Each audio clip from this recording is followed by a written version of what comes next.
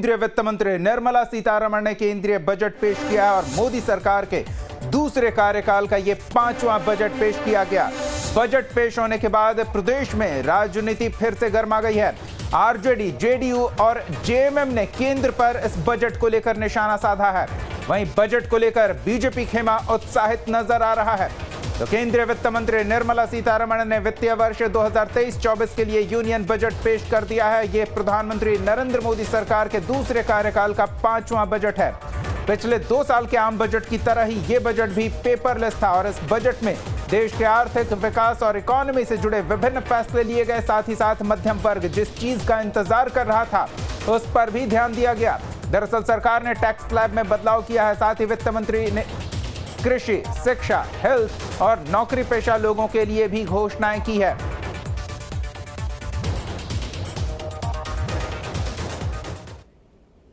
फिर से ठगा गया, कुछ भी नहीं मिला बिहार को। ये लोग कहते थे कि किसानों का आय दुगुना कर देंगे 22 में, सुना आप लोगों ने। और क्या क्या कहते थे लोग, नौकरी देंगे, रोजगार देंगे, कुछ सुना?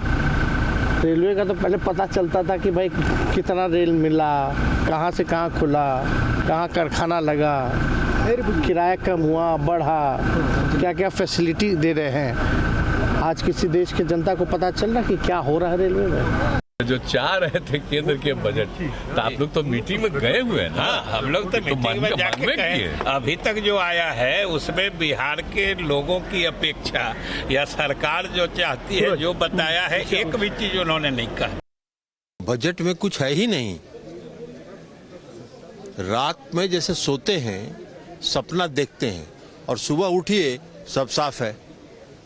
ये बजट सपनों का सौदागर वाला हिसाब है, कुछ नहीं है इसमें। क्या है? टैक्स स्लैब घटा दिया, 5 लाख से 7 लाख कर दिया। अरे 5 लाख से 7 लाख ग्रुप सी के जो एम्प्लॉई हैं उनको 8 लाख से ज्यादा मिलता है सालाना, तो वो भी फायदा में नहीं रहेंगे।